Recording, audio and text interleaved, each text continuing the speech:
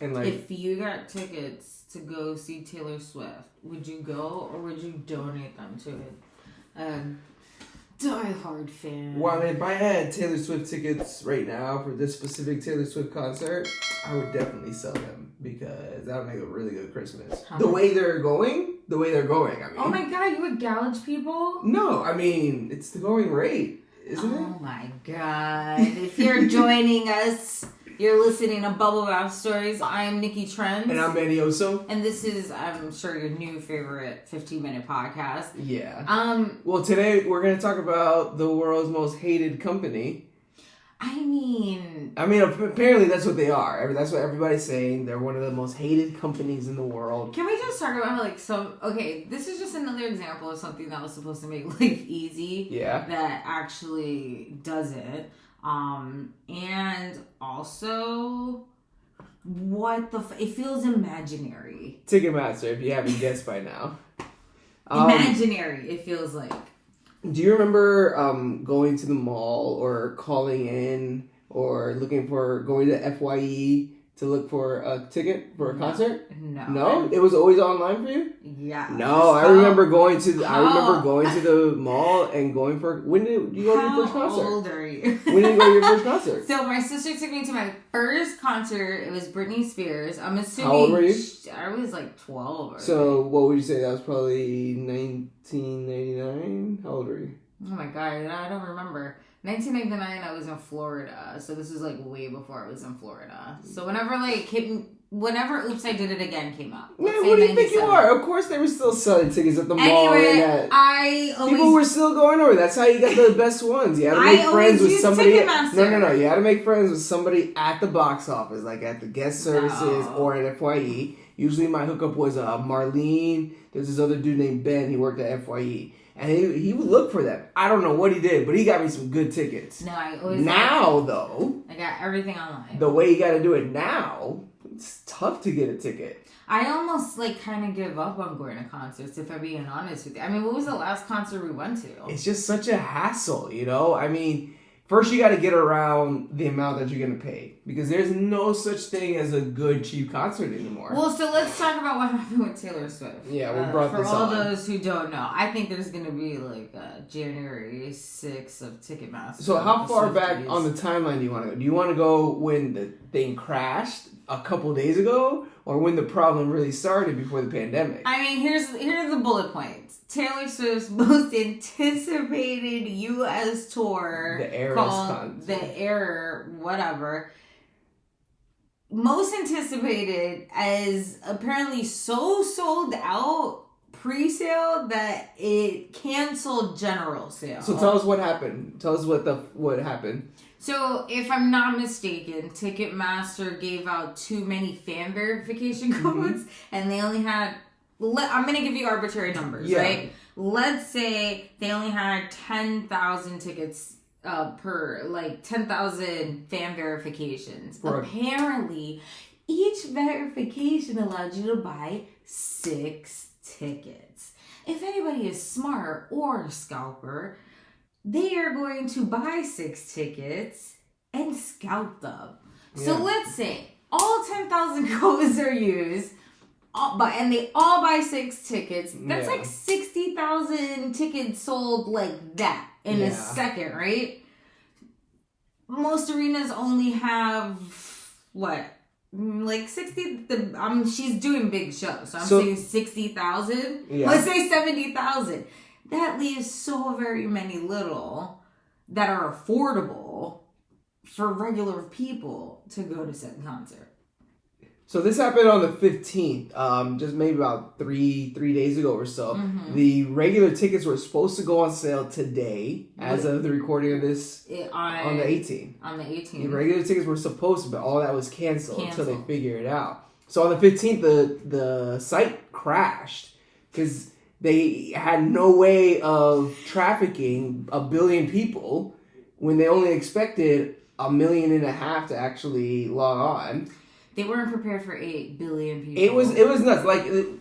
Whichever story you read, regardless of the media you choose, the numbers, they just don't make sense for what they should have been ready for. Yeah. So when I was reading it, they were talking about how they only expect, when people do those register for pre-sale stuff, they only actually see on average 40% of the people actually come back and actually do the pre-sale. Okay. You know? And from that, they only get on average 3 tickets for each person gets sold. Right. So let's say they just expected that. Well, first of all, that's Taylor Swift fans. Post-pandemic. 40%? Hell no. All of them came on. They all came on post-pandemic, got more than 3 tickets. You think it's just going to be 2 people and a friend?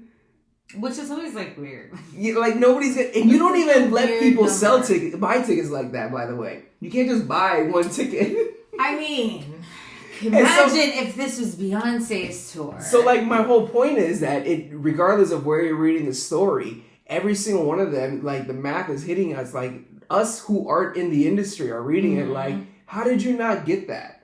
So apparently it happened in the UK right before it happened here. What? It happened before it happened? So did they not learn from the first one? Yeah. So, and you know, it's nuts when you go back on the trail. So it was like a powder keg moment, because back in 2018, Taylor Swift was supposed to go on tour, and it got canceled because of the pandemic.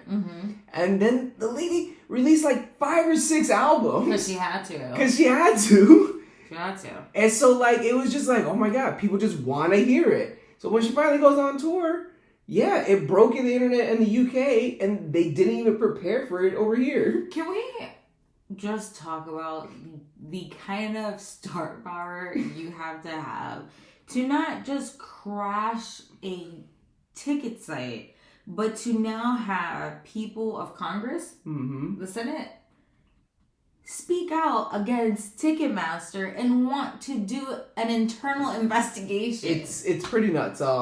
Like when this kind of stuff happened, like you always hear, oh, this concert's coming out, it broke the internet. Yeah. This concert, it broke the internet. You're right. Politicians don't ever get involved, and it's been the same problem the whole time. So right now, I guess they're trying to look into them as far as if they're violating any kind of fair trade or any kind of it's all that has to do with the monopolies and everything, you know. Because I think in 2016 they merged with LiveNation, yes, which basically made them the only people you can buy tickets from, and they were also buying out ticket resale companies too. I mean, like StubHub and them. Jesus. So it's what those tickets are reselling for, or what they're being asked, is like disgusting. $60,000. Is that like, those are the prices you were seeing? I saw $60,000. Like, how does that even make sense though? Who's paying $60,000? Like, I want to know who paid that. Like, No one is paid. There's no way that somebody's paying $60,000 for those tickets. I mean, I would have to be sitting on Taylor Swift's lap the whole fucking concert. Yeah, like what are you getting out of that? But it's also just gross, right? Like, you can't even be a fan. Yeah. Because you constantly are feeling like you are getting scammed. Yeah. You know, the people who didn't necessarily have fan verification codes didn't even get a chance to buy tickets. And you know, to be honest, it makes it feel like if you don't get those verification codes that like you're just not a fan, you know? Yeah. Which sucks, because there are a lot of shows that you miss out on just because the tickets that are left over, nobody can afford them. That is absolutely true. I mean, you know what I think another problem too happened is that we were talking about it before. I think it might also be a generational thing that they probably thought about. Because lately when I look at concerts post-pandemic and when I look at events post-pandemic, a lot of the tickets don't really sell until like closer to the event. And we were talking about it. You said, no, people, I'm going to buy it. Look, you're absolutely right. I think because of the ones I'm looking at, like I was thinking, for example, when that nostalgic emo concert in Vegas was going on, that didn't start selling out till closer to the event time. And that's, I guess, our generation, we didn't want to do it till then, because I guess we were thinking, oh, I don't want it to get canceled because of this, if this comes up, blah, blah, blah. That's a possibility, too. But these Swift fans were like, no, hell or high water, I'm going to go see her. I mean, like I said, I don't even bother to look at tickets anymore because it feels helpless. Like, unless it's in an outdoor field somewhere where you might get an opportunity to go. But fuck, man. Remember Michael Bublé? Yo, I was going to say, because we live in New York. In New York City. So all the time the tickets are crazy expensive. Chappelle has a whole joke about it. Yeah. Where he says that for the price of a Madison Square Garden ticket, you could go take a flight to Florida, to Miami, and have money spared over to come back home. We went to go see Michael Bublé. Those tickets were how much? And this was in Long Island, not in New York City. They were a lot cheaper than they usually go. So New York City, it would have been like $300. I think those tickets were only like less than $100. Yes, but it also got rescheduled too. Remember? Because of the pandemic, yeah. Yeah, that was something. That was the last concert we went to. Well, that's what I'm saying. Like, that's what I'm saying. That a lot of, I feel like even when I ask people, hey, do you want to go to this or do you want to go to that? It's always, well, let's wait till we get closer to the event. Right. Because that's what I'm thinking. Like, people our generation are like, well, what if it gets canceled? I mean, I don't think so. I don't know. You tell me. I want to know, folks. Like, are you apprehensive about buying tickets to events as soon as they go on sale? Like, are you thinking? I mean, I am. I'm not gonna lie. That's why it takes us so long to buy airplane tickets. That's true too. But I think this is just an eye opener too. Like, okay, Taylor Swift, but who else released an album? Beyonce announced a tour. Rihanna's back doing music. I mean, these are artists that people have been screaming for new music from, and now they have it. And this is like an eye opener that once these ladies go on tour, once these things happen, have you learned how to fix the system, or are we just going to continue to have this problem where real fans aren't getting the opportunity? It feels like we're going to keep having the problem because it's not like this just happened and we haven't seen this happen like in a year. In the summer, it just happened to Bruce Springsteen and Blink-182. They were both those were going on tour. Same situation happened. It wasn't as huge as global because they're not Taylor Swift, but it was the same situation, you know? So I don't think it matters like if it's a global pop female sensation or somebody that they know is going to sell tickets regardless of when or where they go on tour. How do you think they can fix the problem then? Well, apparently the way they want to fix it is by breaking up LiveNation and Ticketmaster. But what is that going to do? Yeah. You know, I don't know. How do you think Taylor Swift can fix it? I don't know if there's a way to fix it. Like, once a show is too big for a small venue, it's so many hands in the pot. You know, I try not to go to huge concerts. I like small venues, you know? Yeah. Most of the time, they're more independently run. And most of the time, it's a better show, a more intimate experience. If it's a big show, I really like fields, so at least I can walk around and not have to be stuck in one place. I will say this, on the topic of concerts. Yeah. Ladies and gentlemen, Duckies all across the world, stop fucking throwing things on the stage. Oh, right. The actual fuck. Why would you why would you throw things on stage while someone is performing? Yeah. What do you think is going to happen? I've seen water bottles. I've seen it all being thrown. It doesn't, like, why do people do that? Skittles. Why? Like, are you Skittles? Are you saying I don't like this show and I don't get it? But also that you spend money to go to said show to then do that to the performer. Yeah. What the fuck sense does that make? You want to know why we have to spend more on tickets? Because more security, more barriers, so that people aren't doing dumb shit like that. Speaking of the amount we spend on tickets, we talked about this before. So you're not completely against prices like $100, $200 for ticket prices, right? I mean, of course I'm against it, but I get it. Like, I get why it has to be expensive. Well, because, you know, you got to think about it. The venue has to pay its workers, the stage people who put the whole fucking concert set together, the people working the lights, the audio, the backstage, Like, all those people need to get paid, and they're going from show to show, and they're breaking things down, putting it together. Who else do you have to pay? All right. Well, $100, $200. When is it too much, though? I mean, that's up to you. If the minimum ticket for a nosebleed is like $300, you're wildin'. Yeah, that's too much. Level. Yeah. If it's a spec, that's all I see. No. But if you're paying $300 because you want to be closer, or $400 because this is, maybe the last time you're seeing your favorite band, or the first time you're seeing your favorite band, then yeah. Or like if you just like to splurge and treat yourself. But like over $500 is like for any seat. What do we pay for Coachella? Like, to me, spending that money is worth it. If it's an event I'm traveling for, I'm making it, like, so it's a formula, right? Yeah, for me it is. Definitely. But I wouldn't spend a whole lot of money for seats. When we spend for Coachella, we're walking around. You're as close as you want to be. Right. Or as far as you want to be. Right. But it's an event. Mm-hmm. It's not just like a couple of hours. So like, I go from anywhere, depending on who it is, to like 80 to 150. When they interview the people, like I was listening to an NPR interview, and they were talking to one of the executives from Ticketmaster, right?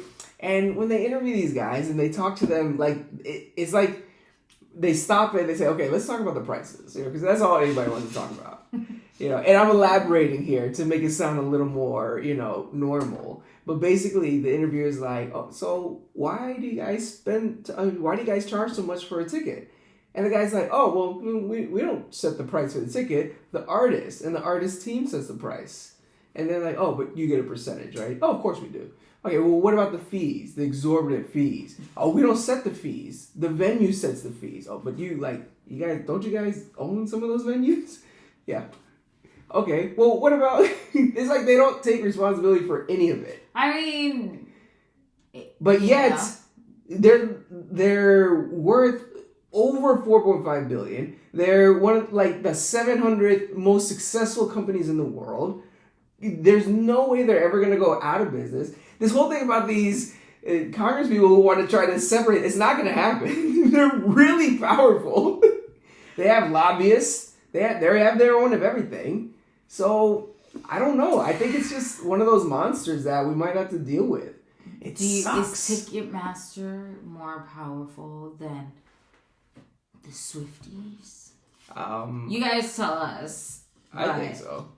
I guess we're just going to have to watch to see how this unfolds. And as of this recording, Taylor Swift is worth $450 million. LiveNation's worth $2.5 billion. I mean, she's almost there. I think LiveNation is more powerful than Taylor Swift. You heard it here first. Manny Oso thinks that Ticketmaster is more powerful than Swifties. Has no reflection on me.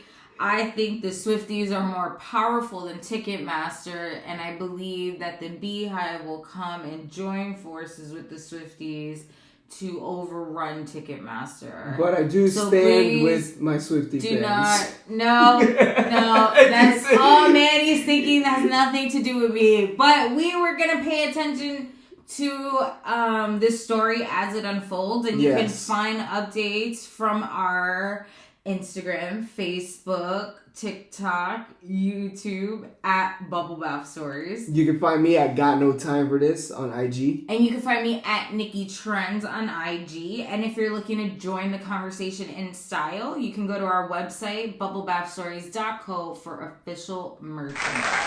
Until next time, bye.